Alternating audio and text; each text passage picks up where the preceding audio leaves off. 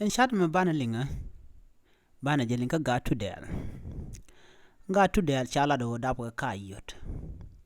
ken ka ga wer ka ken panken kanat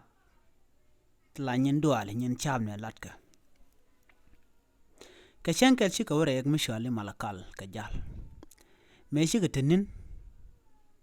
shu ko webu ka wakosi shu ga nyen ken alaka kwal ka rodien kwan me shinin jener yai shop shu ko tor yai shu ko ke nang re babura shu ko nyur chad yai shu ko talten ka kwikene shoda me shabe wa shu babura re alaka ko be jen shu rero wak yer ka gatu dela nyura gwadien amene me shire shop der kier ka ci gatu del dot min ci ka gwich shware nen ci wo der yer shu ko rote kam ken e gatu del